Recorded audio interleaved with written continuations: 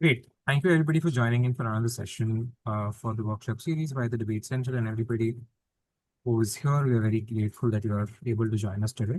We have Matheus today. I'm sorry if I'm pronouncing your name wrong. Please correct me if I am. Who is about to take a session on burdens and mechanization. Thank you so much for agreeing to come on board and helping us with this activity. And hand over directly to you so you can just give us a few brief words about yourself and then we can proceed from there. Perfect. Well, thank you for the invitation. My name is Matheus. I am the founder of the Brazilian Confederacy of Debating. We've been active for 2 years, but in Brazil, the debating movement, has been active for around 15 years. I have been its founder founder of the association, and I've been debating for 5 years as well. Just now starting and trying to get Brazil a bit more recognized in the international scene. And so thank you so much for the invitation, because this is a meaningful part of that. So today I'm going to be speaking to you about burdens and mechanizations. I don't know if the org wants to do anything before we crack on. Okay, great. Let's crack on then, right? Okay, guys. So as you see here, my name is, you can call me Matheus. Again, I'm from CONDAB, which is the Brazilian Confederacy of Debating. We are, I hope the org doesn't mind me saying this, but we are organizing the South Atlantic Debating Championship, which is a championship meant to integrate the circuits of Latin America in debating and the African circuit. So if you want to talk about that further when the workshop is done, I'm going to be very happy to do so, right? So let's start. Can you pass on the... Let's go next slide. Cool. Perfect. I think to start, I'm going to give you a very vivid example of something that we all lived in debate, which is we spent a lot of time structuring in our argument, and then we lose for 10 seconds of rebuttal. Because the point of an argument is not measured by the time that you spend articulating it, but by the logical consistency of that argument. And logical consistency can be built in 10 seconds, and a long speech can be built in 7 minutes, 15 seconds. So what are burdens of proof, and how can they help someone take over your case in 10 seconds? Burdens of proof are definitionally the claims, not yet, the claims or the subclaims that construct the argument, right? So for an argument to be strong, rather than just said, it needs to be proven and very resilient. That's something that burdens of proof will help you do. And it must meet, above all, 2 criteria, right? First, the conclusion should be logically deriving from the subclaims, which are the burdens of proof, and every one of the subclaims must also be true. If even one of these are not sustained by an essential burden, then the entire argument can collapse. Let's give an example here. Abolishing maternity leave encapsulates the structural failure we see many times in speeches, right? So let's say there is a debate saying that abolition of the maternity leave happens in 7 minutes, saying that there is an incentive for the employer not to hire women because of maternity leave. They can say anything here. They can say, first, that there are monetary costs associated with the leave itself. Second, they can say that there's an expense while the employee is away.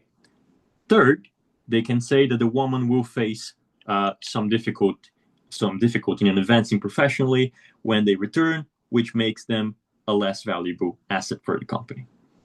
There can be a long and sustained analysis proving that there is no longer an incentive because there is a burden here which is missed.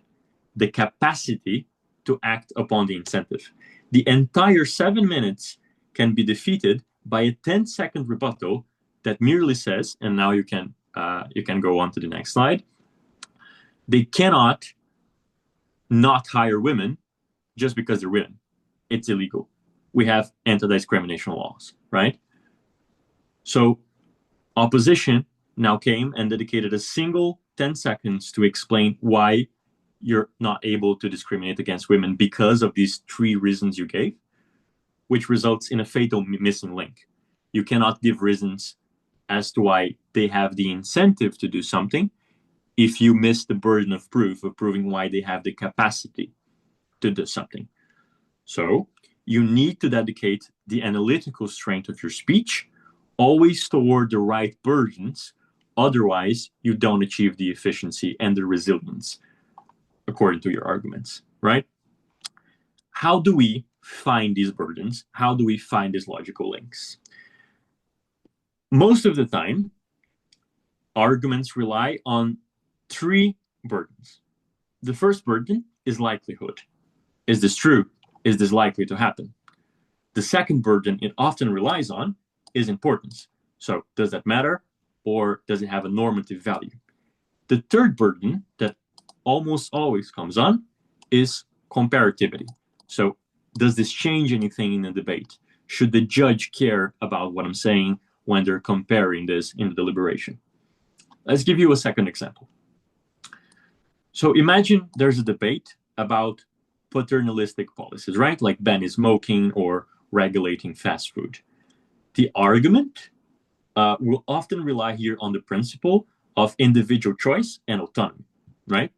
When you defend this, opposition must preemptively prove a few burdens, which are claims the opposition expects their challenge it on. So whenever you're coming up with an argument, you know that the argument is made of a claim. They start with a claim.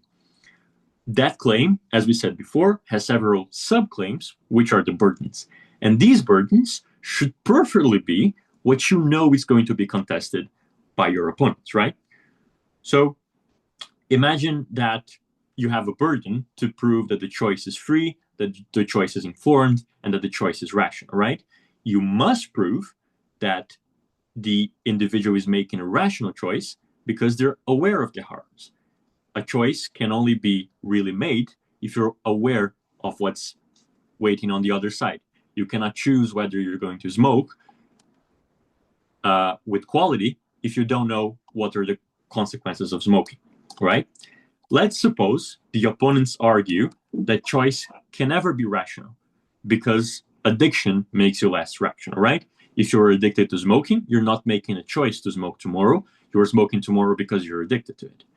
Imagine there's a lack of long-term foresight, which is something inherent to humans. You're not programmed to think about what's going to happen in 10 years if you keep eating fast food or if you keep smoking, right? If the opponents find these missing burdens, they're able to justify the paternalistic intervention, even though it's intuitive that it's not good to do this, because they are constantly finding things that makes choice not to be good. So govs in allowing smoking to exist, to continue not to be banned, will always say that choice should be protected, and ops, by finding burdens in your argument that choice should be protected, will try and say that what you're doing is not real choice, right? So this is how, and you can skip the slides again, 7 minutes of analysis can lose in 10 seconds because now you are completely taking off the piece of a Jenga tower, which are the burdens. We can go on. Next slide. Right? One more. So how do you find these burdens, right? I think the perfect way to find a burden is to try and reconstruct your argument in its entirety. So you have an argument, and then what you have to do with this argument is anticipate every plausible objection or counterexample they can give. So you always ask yourself when you're having an argument, what underlying claim would destroy my argument if I could not prove it. A good way to do this, there are two good ways to do this. The first good way to do this is start your prep time by thinking on the opponent's side. So if you're Gov, your first 4 minutes of prep time should be what are the strongest claims of opposition. And then you can make your arguments with the sub-claims, with the burdens of proof that deal with the strongest cases of opposition. So each answer that you have will review a burden in your speech. Once you mapped out every assumption which failure would result in your argument being weak, you have a blueprint of what you should defend in your argument. This will transform your analysis from intuition into a real argument, because each burden will support it now. Let's give an illustration, and then you can go to the next slide. Let's say a simple claim here, right? Let's say that Jane is carrying an umbrella, and that's on the next slide. You can go. For Jane to be carrying an umbrella, you have to have a few burdens realized. First, it must be raining. Jane likely will not carry an umbrella if it's not raining. Second, Jane is the kind of person that when it rains, she doesn't like to get wet. She uses an umbrella, right? If either of them is untrue, the conclusion will collapse, because the exercise here will show you the fewer but very indispensable subclaims that make the final affirmation more effective. Imagine that you say that Jane is wearing an umbrella, but it's not raining. It doesn't make sense. Jane sounds less like a rational actor, less like something you could rely an argument on. And let's say it's not raining. Same thing. So there are three core axes of proof here. The first is plausibility. Why is this phenomenon real or probable? You're feeling both these burdens. It's real because it's raining, and it's probable because Jane usually wears an umbrella when it rains. Two, significance. So why does this matter in the debate? If the debate is about the use of umbrella, you can say that Jane is using an umbrella because she needs to do so. So there's someone being affected. It matters because someone is being affected out of a consequence of what you're doing. And third, transformation. What changes in the debate if what I'm saying is true? The second, which is significance, matters for the abstract debate. The third, which is transformation, matters for the deliberation of the judge. So there are three universal axes you should focus on. How do you do that?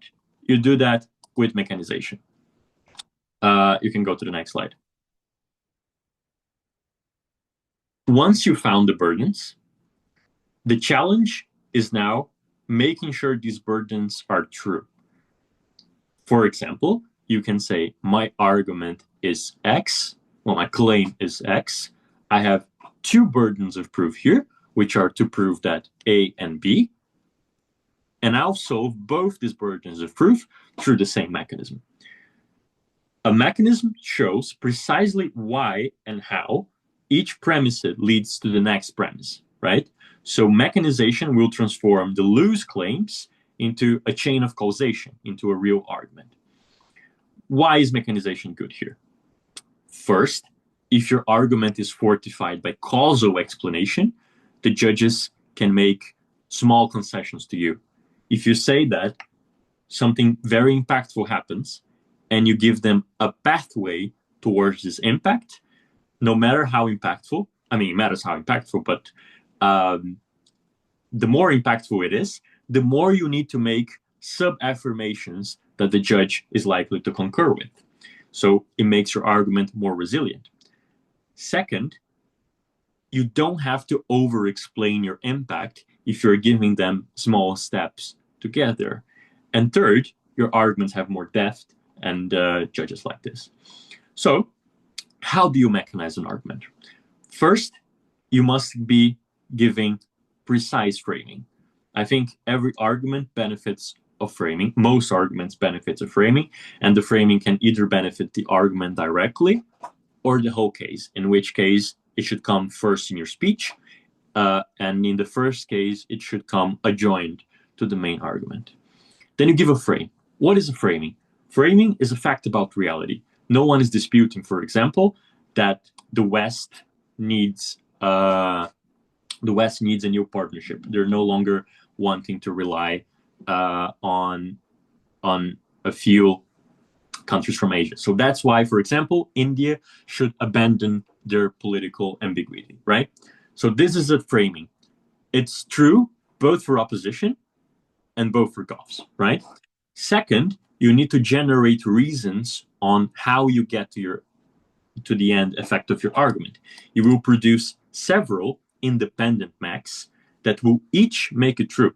For example, you can say that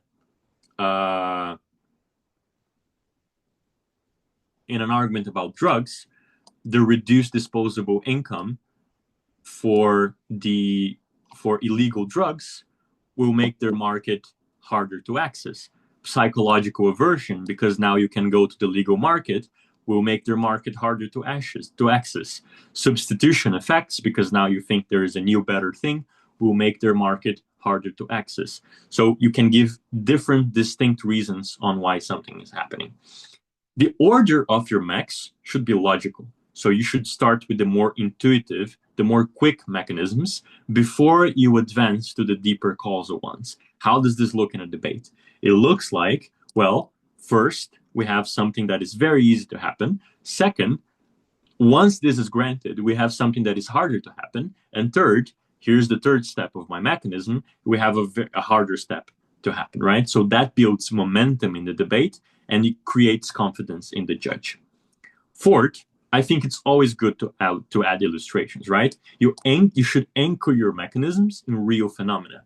So for example, in the debate, you should always be saying, how does this look like? And then give an example that is very vivid to the judge. I think in the end, the sharper method to make an argument is identify where the causal chain breaks are, so the missing link between the premise and conclusion, and creating at least 3 steps on how to get there, right? You can go on to the next slide. Right. Where is finding burdens most important? It's important in top half because finding the burdens helps you create a robust case that not only will engage with the other bench of opening half. So for example, if you're opening government and you make a case where the burdens are really filled, opening opposition will have a hard time defeating you, but primarily it will make your bottom half have a harder time going against you, right? So now we're going to talk about how to use the burdens in vertical extensions, okay?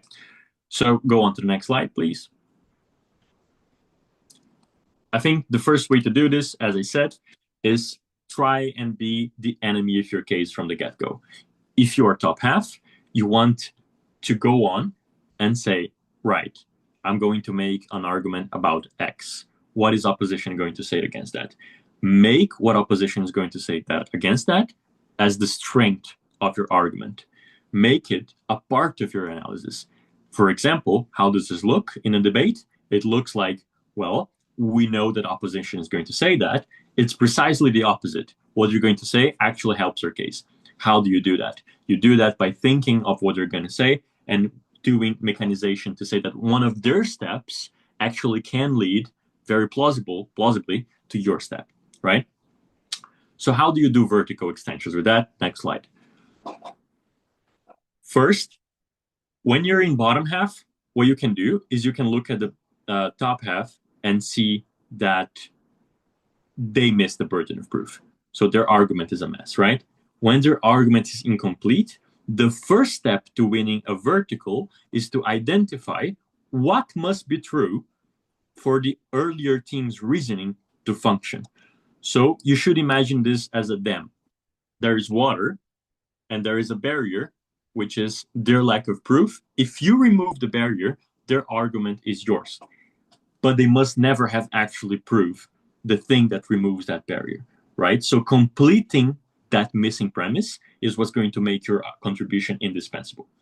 For instance, let's say that opening government is arguing that privatizing essential services is going to lead to greater efficiency, but they never establish why the competition in that sector is functionally possible.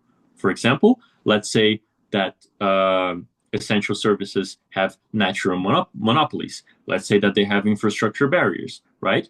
If CG says that the missing economic link is supplied and they turn that descriptive claim into a coherent argument, CG will win. Not from repeating the logic of OG, but from completing the missing link that they left half built, right? But sometimes the premise is technically there. Sometimes OG has said things about natural monopolies. They have said things about infrastructure barriers. However, that is too fragile to carry the argument, right? What do you do here? You deepen the existing burden. You say that OG had a burden to fulfill. They didn't fulfill it because there is one part of the mechanism with which the other two mechs work better, and all the impacts are twofold, right? You can demonstrate it more convincingly with richer mechs, with comparative evidence, which is very important, or with more reasoning. Let's say that OO claims that public surveillance will deter crime. CO might reinforce this, explaining how the deterrence operates psychologically, or why it applies unevenly across the social groups. If they prove that deterrence operates psychologically, OP can say that you can find a lot of other ways to operate psychologically on that.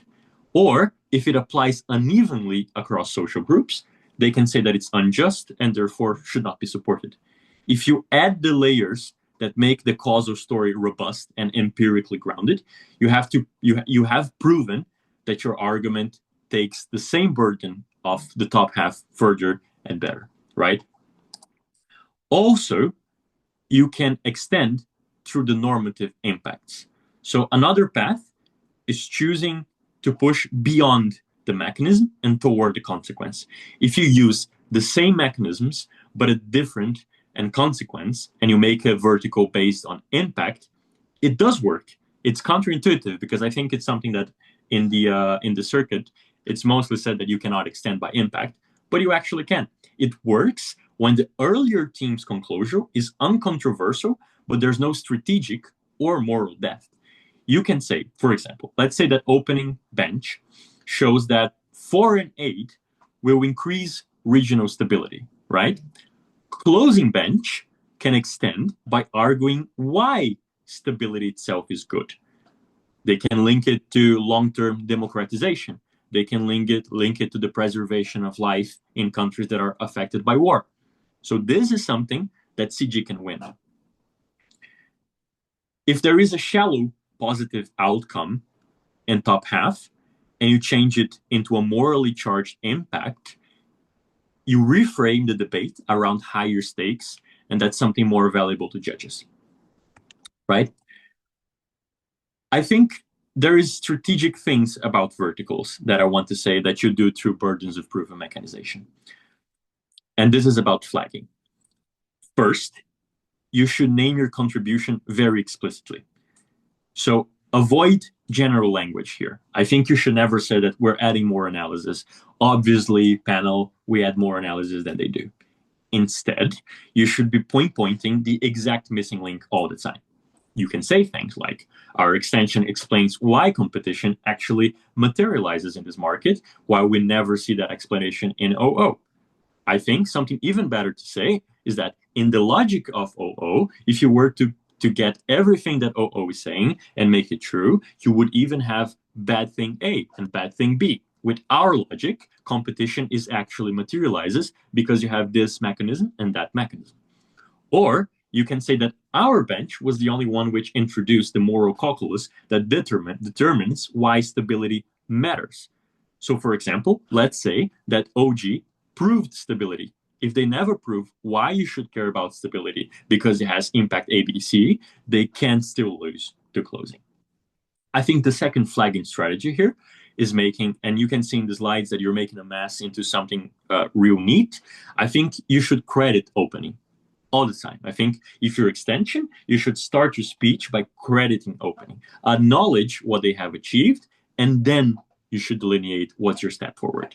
So for example, how does this look in a debate? It looks like, explain the existence of harm. We're going to explain the distribution of harm and the severity of harm.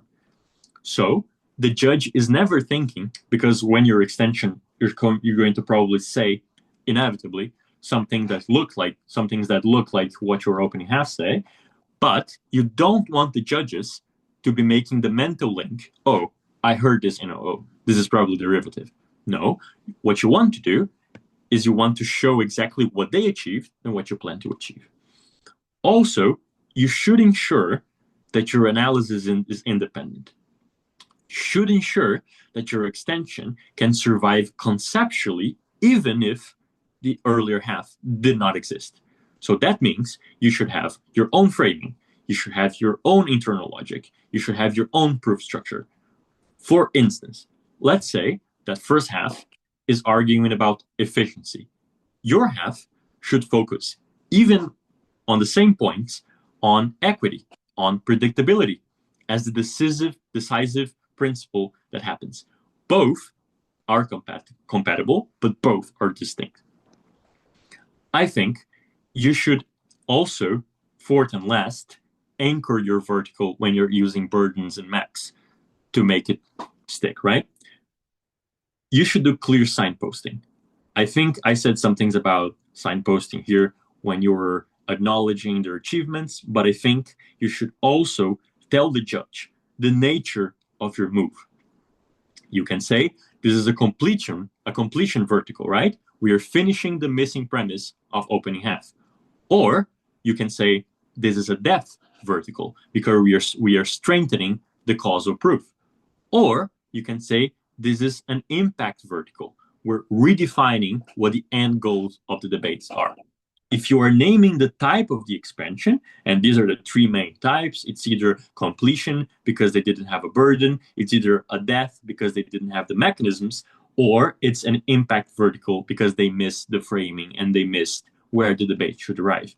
If you name the type of extension, you're allowing the judge to credit you not for the rearticulation of the argument, but for the analytical elevation, right? I think we can go on to the next slides. Next one. Right. I think that a lot of teams lose not because they have flawed logic, but because their framing is too broad, right?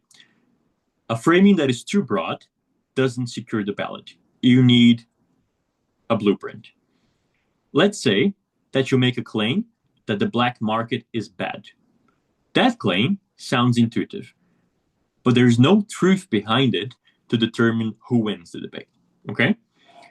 If you want to transform a surface level claim into a debate winning premise, you should define the precise causal and comparative statement that will decide the round for your side.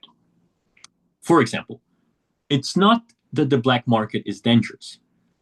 A winning framing here is even when you criminalize things, the majority of users will continue using drugs.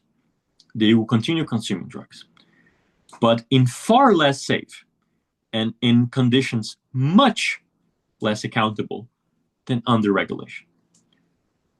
This is not asserting that the black market is dangerous. This is saying that there are stakes. There is contrast between a legalized market and a black market. And there is a policy relevance. If the policy is made, lives of people change. That the black market is dangerous is an intuition. But if you say why it's dangerous or reasons why it can never stop being dangerous, it becomes a contest over the outcomes, which is why it's more evaluated in debates. Let's say, let's use the black market as an example, okay? You can go to the next slide. Cool. So how do we say, and how do we identify how is the black market transforming the world here. You have three analytical analyses, right? You have four, actually. The first analytical analysis is the efficacy of the state. So the question here is, can enforcement suppress drug trade?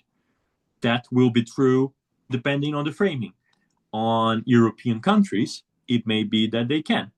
On Latin American countries, it may be that they cannot in the current state. So this is something you should frame. So the function in debate is testing whether the proposed ban will actually work after it's implemented. Remember, govs have fiat to implement it. They don't have fiat to make sure it runs according to what you're expecting. So it may be that they implement the ban, but it's not true that the ban will work as they intend throughout their 14 minutes of speech. The second axis of analysis is the human behavior, right? So will individuals stop seeking the product despite the penalties? So it may be that tomorrow we say drugs cannot no longer be consumed. If you consume drugs, you're going to pay a $10,000 fine. Nobody in this call believes that drug consumption would end, right? So we should determine whether the criminalization will address the root causes on why people consume drugs. The third analytical analysis here is quality and the safety of the drugs, right? So are outcomes worse because the illegality of drugs reduces how much the drug has quality? So you should establish the quality weight of the regulation versus the prohibition.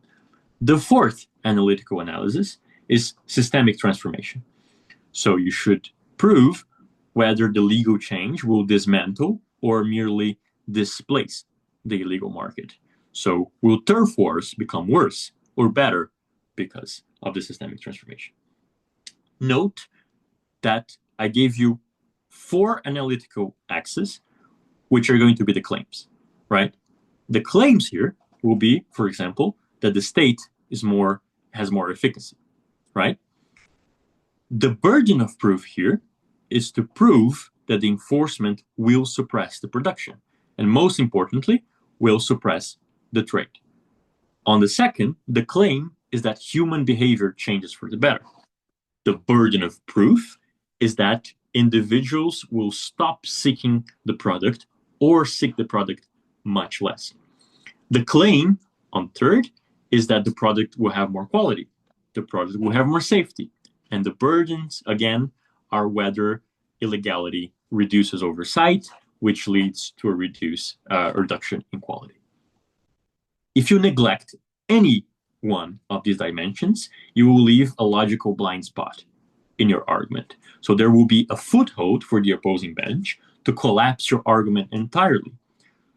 So what happens here is that the most persuasive teams will demonstrate fluency across these four, weaving descriptive, normative, and comparative reasoning along them, right? So let's say how you can build more analytical density here. You can go on to the next slide. Good. So let's say that you don't introduce any new teams. Let's say that you show a more sophisticated causal map for each of the most relevant themes, right? When I say themes, I mean ideas, not themes. Cool. So I think when you're in closing, and this is more extension strategy, I think you should think in this way. If the teams in top half are good, they're most likely going to speak about everything that really matters for the judge. Unless they miss something, unless they have a moment of mental weakness and they don't think of a very good argument, very competent opening halves will think of the arguments that will win the round. So often, what you have to do is showing a more sophisticated causal map for these arguments. So the focus for the judge will shift from what burdens exist and how deeply each burden is credited. Look how much easier you're making this for the judge. The judge has to think of what burdens opening half has in the first place, because opening half will say, these are my claims, these are my burdens. The judge has to verify this. If you go on and you bring something completely new, the judge will also have to say, okay, now I have more burdens to identify here. Note how much more persuasive you are if you say, judge, yes, I agree. These are the burdens of OG. What I'll do instead of bringing up new burdens is shifting that I will make these burdens so you don't have to worry about them anymore, judge. These are the burdens. You noted this in the first 14 minutes of speech, you're right. And now I'm going to prove you that in these burdens that you are already comfortable in weighing in your deliberation, how I win in them. So you can take the challenge of proving that the prohibition of drugs, for example, cannot support economic elasticity because you will have a reduced supply. Reduced supply increases the price. Increase of price increases profit, which keeps the suppliers in the market. So you will not stop the current suppliers in the illegal way, in the illegal method to keep existing. They're going to still be there. Second, if you restrict imports, so for example, we know that in the framing of North America, a lot of their drugs comes from Latin America, right? You're going to reduce their imports. You're going to cut off, in the best scenario, big inflow of drugs, which have big infrastructure down here in Latin America. What's going to happen? Immediately, domestic substitutes will appear. What are domestic substitutes? Synthetic drugs. That is things like ketamine. That will emerge. So we will have all the damages of cover here. Also, you can deepen down saying that there will be enforcement limits. Trade routes are very porous. That's why you frequently see memes of people carrying drugs across very muddy rivers here in Latin America. Interdiction will raise the cost for the governments while rarely eliminating trade. Each explanation works independently, but also they compound the credibility because they are diverse. If they are economic, if they are logistical, if they are behavioral, if those reasonings are in different areas, you have mechanized different ways for which you prove your burdens of proof. The same principle will apply to the demand side, right? And this is what the slide is about. The art in the slide is about. Short-term bias, social identity, glamorization, stoner culture is real. People think that people who do drugs are cool most of the time. So this matters. It changes the world being debated, and therefore your arguments should be focused on, even if all those things are real, even if I have all those burdens of proof, why do I still win the debate? Right? So you can go on to the next slide. This is an example of how you can mechanize that if they don't have, this is a little hand coming out of a mechanism. So you can see how if they don't have their original drugs, they're going to go to synthetic drugs. You can go on to the next slide. Also, you can argue that addiction is a mechanism. If you are, as you see in that art, chained to your addiction and the mechanisms that lead to your addiction, which are the sale of drugs, still exist, you are going to be always wanting addiction. Probably with the legalization of drugs, there will be some time limit or there will be some prescription limit with which you can acquire the drug. That is not true in the illegal market, so the illegal market still has incentives to exist. You can go on to the next slide. Cool. I think you have a new superpower. Now you're thinking burdens. Now, whenever a debate starts, the first thing you do, you spend 4 minutes, 3 minutes 2 minutes of your prep time thinking what the other side is going to run. You take that into your advantage. If they're going to run this, I'm going to say that this is actually a step towards my point, right? So you make your whole case based on that. I think you can also, we have some final explanations here on how to use that strategically. So if you map the argument in your prep time or during the debate, you identified your entry point for A, a good case in opening half, or B, a vertical extension through missing burdens of proof in bottom half, you become effortlessly making good arguments. First, because you complete logical gaps, right? If for example, back on the drug market example, if the earlier bench establishes that the prohibition will fail to deter consumption, but they never address how the regulation will displace the illegal market towards somewhere that's more fragile, let's say rural areas. In Latin America, you have FARCs, for example, thriving in rural areas. Your contribution can fill that missing comparative link. Second, you win because you turn your descriptive loss into a policy solution. Something else you can do is you can elevate the depth and the detail of the argument, right? If earlier benches gave you shallow moral reasoning, crime is bad, right? We all agree that crime is bad. You can extend by tracing the downstream consequences. You know what else is bad other than crime. Illicit profits perpetuating corruption is bad. Paramilitarism is bad. Institutional capture is bad.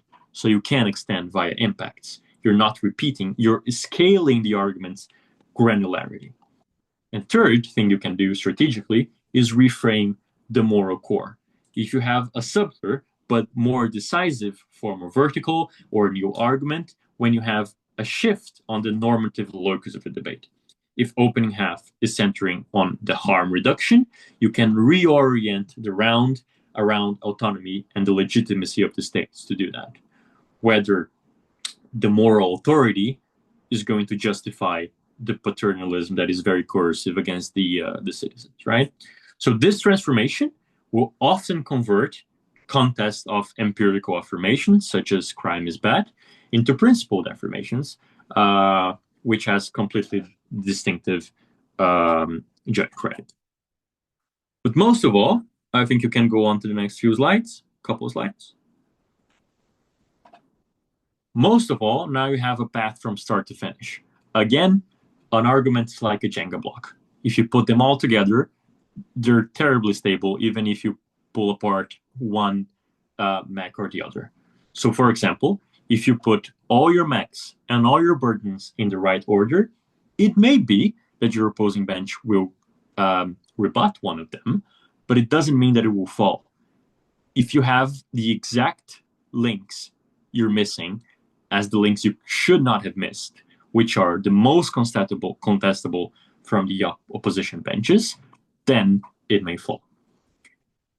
So I think the true mastery of the burdens here is not going to be about reconstructing the logic after the fact, but anticipating which premises will most probably come under fire and defending them before the attack lands. So if you integrate the predictability, the mechanistic variety that we spoke about here, and a lot of preemptive framing. So for example, you know that framing should, what framing could benefit your opposing bench, and you implement that into reasons why your case wins. You ensure that your extension is not an add-on, or your construction is not fragile against your bottom half, but is a necessary completion of the debate logic.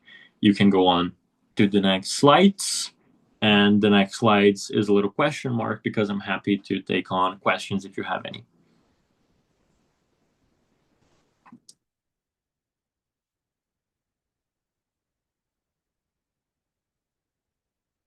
In comparatives where the depth is shallow, it is often that the closing teams that face a lot of issues in terms of understanding what can be done or not at any time? How do we strategically point this out in WIP? A lot of issues in terms of understanding what can be done or not at any time. Okay, right.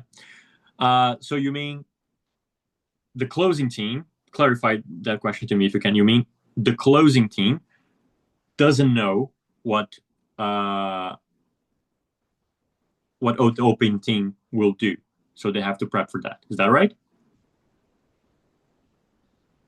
You can unmute, I think, if that's easier. Okay, perfect. Well, I think if they're vague, your first instinct should be to point out that vagueness and not be vague yourself.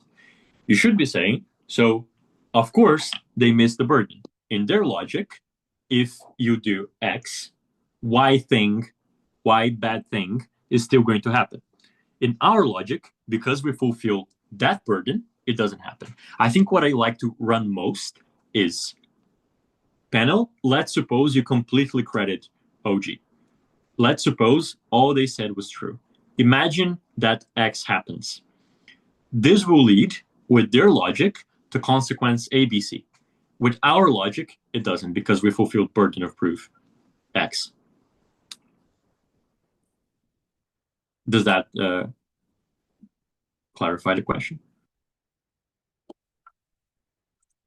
In the event that a debate gets quite narrow on analysis and input from the opening teams, how do closing teams engage better in burden fulfillment? I think on the same way that you start doing your construction. What I said is that in prep, you should think about what are the arguments that are most likely to come under fire, right? When you're closing, you've seen what arguments came under fire. You have a privileged position to see what burdens OG did not fulfill. It's very rare that opening teams will fulfill all their burdens. You can easily find something that happened there, and if it's narrow and closing and opening teams gave a lot of it. I'm sorry to be doing this. I don't know why camera goes to the horizontal mode, but chat doesn't. So I constantly need to be looking like that. But in that case, you should say, panel, this is going to be a vertical extension.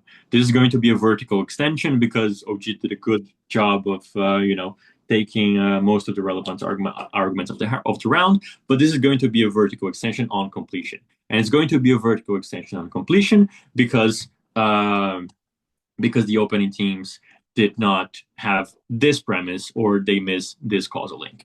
Or you can say, panel, this is going to be a vertical on death because the causal proof is failed on them.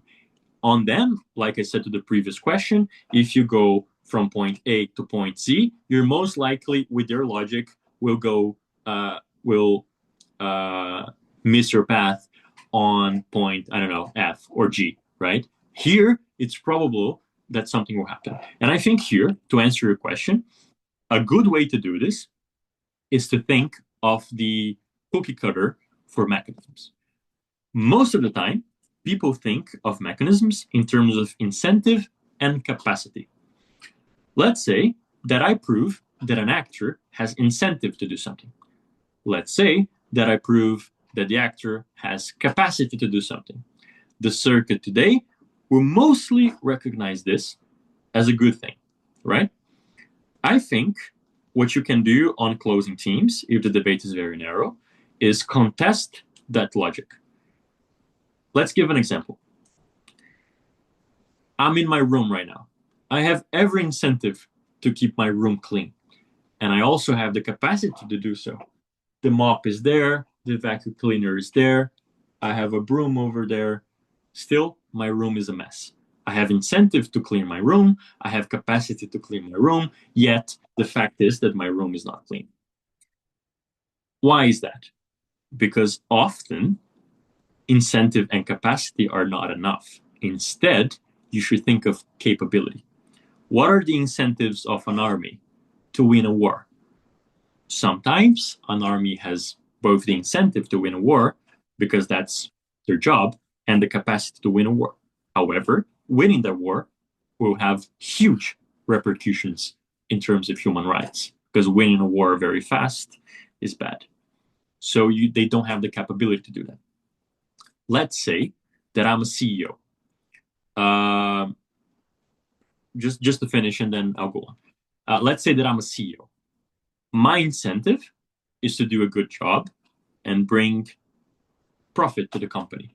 I have that capacity because I have MBA, PhD, I'm very experienced. However, I do not have the capability because I have a competing incentive, which is I want to get a huge salary and have a yacht. So you can see that sometimes you have so many incentives for one capacity that you end up having concurrent incentives, which are things that when the debate is very, very narrow, you can jump on, right? I hope that answered the question. Let me know if it's not clear yet. How do we become better at mechanizations for hypothetical motions or motions around abstracts like philosophy? I think that thinking about the human mind works is the best way to go around that, right? So we have some cookie cutters here. Humans are not mechanistically ready to face grief. Grief ends up becoming a worship of your own loss in detriment of worship of the person you loved. So here's the mechanism of how that grief is disposable, because you're no longer loving the person that you lost, and in abstract motions like love motions, but you are loving your own grief and your own loss, because that's how you recognize yourself as someone worthy of the love you lost. This is a psychological mechanism. I think psychological mechanisms are the best ways on working on hypotheticals. Or motions around abstracts like philosophy. I think here you have a lot of mental intuitions. I think if Plato was giving us mental intuitions to prove philosophy in his books, we can also use mental intuitions to prove philosophy in our arguments. I think here you can use a lot of intuition bombs. If you search for principle workshops on YouTube, you will find that intuition bombs are almost a prerequisite to prove principles. Why? Because in philosophy, you must prove to people that what you're defending is morally good. Thankfully, something that is morally good is the most subjective and competing concept of all time. You can make anything be morally good. So, for example, I think if you say that killing babies is wrong and therefore no one should do it, and you're operating on an utilitarian calculus, you should not kill babies. However, if you do get your hands on a time machine, you can go back to 1910 or something and kill a certain baby, and utilitarily, this will be very good for the world. So you can defend a lot of things. I think you just have to focus on proving that something is morally good, and you prove that through mechs by saying how people have a fulfillment. I think this is the easier word to use, a fulfillment, when X or Y happens. I hope this was clear. Next question. So just a question. Let's say we are OG or OO and we rebut the arguments of OG or OO. The other opening bench. However, the closing bench comes and says something that may not even be relevant to the motion and hence rebut our opening case, strawmanning our case, but then they lock us out, not taking POIs. How can we deal with it as the opening bench's bulletproof cases? Maybe I have points why their extension really don't matter in the debate, even if they are true. Due to the nature of the sport, you will have to hope that the judge is intelligent. The fact is, you can preempt a lot of things. You cannot preempt crazy cases. You cannot preempt some that people will say something completely irrelevant to the motion. The only thing you can hope is that, like your trained debate, the judge has trained to adjudicate, and therefore he will not credit a case that is not relevant to the motion.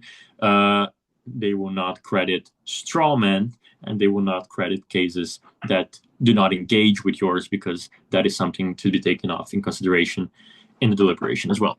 I hope that was clear. and advice or tips for judging around burden engagement and analysis during feedback. I think it is way harder. It is way harder to adjudicate burdens than it is to debate burdens.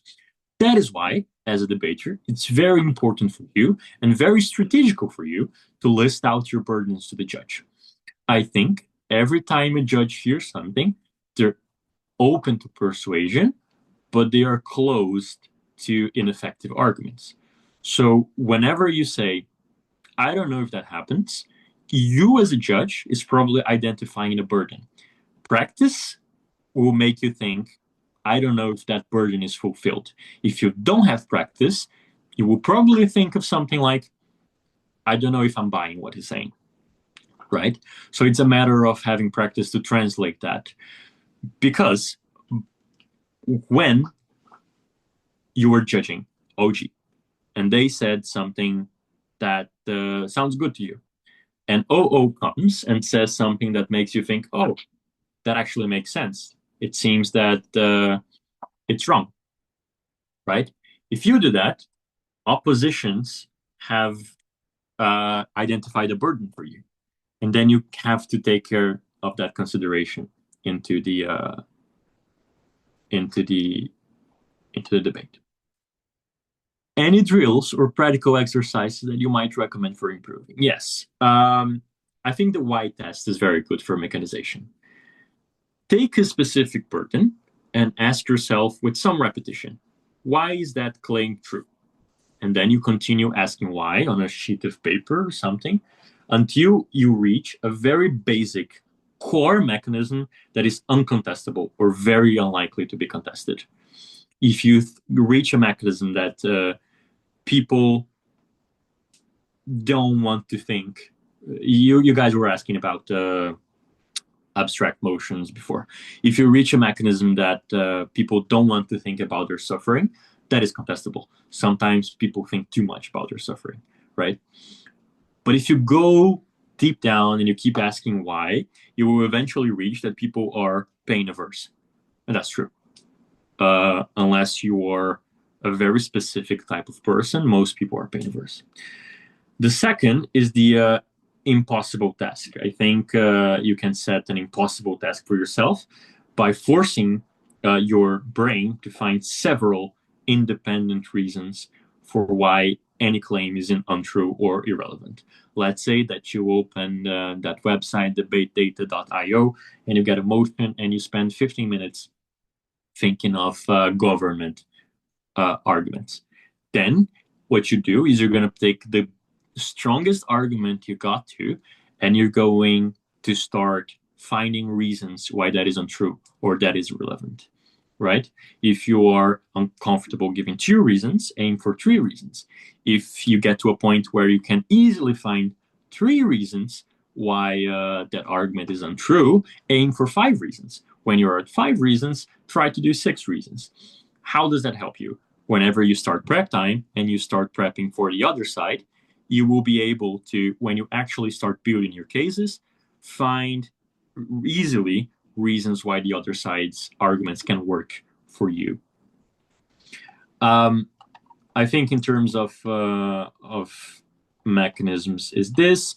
You can also do some cookie cutter burdens for practice, right? Black market arguments. You can focus on proving that a ban is ineffective because of supply demand. The black market becomes worse because of a ban, because of importance, and what the proposed action is, and how legalization will never actually abolish the drug trade. Choice and autonomy arguments. You can do the same thing. Why is a choice important? Try to prove that. Why is the choice free? Why is the choice informed? Why is the choice rational? And then how does the choice affect the decision maker? On message arguments, what is the likely interpretation of the message? What action or impact this interpretation motivates? What the alternative message is. If you do that, you will frequently find that there are some burdens to prove that most people don't bother.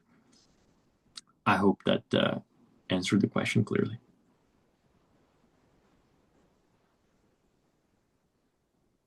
Okay. And I think that was the presentation, and I think those were the questions asked and the responses. So I rest my case. Thank you very, very much for this invitation. I hope that we can see each other again in the future.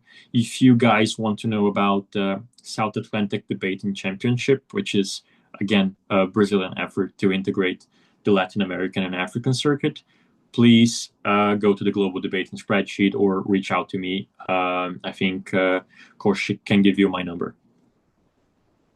Yep, definitely we'll do that as well. Matheus, thank you so much for coming on board with us and discussing so many interesting topics today.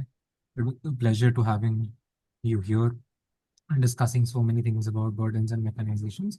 I'm pretty sure the people who are asking questions also will get a lot of takeaway from this session. So we do plan to put this up on YouTube, and I'll share the details about the tournament that you've been mentioning there as well, so that everybody can get a look at it there. Thank you. Thank you for joining in, and again, thank you for all the participants also for taking the time out to join us today. We'll be glad to have Bye-bye. some other time. Thank you. Have a good evening. Have a good day. You too. Bye-bye. Bye-bye.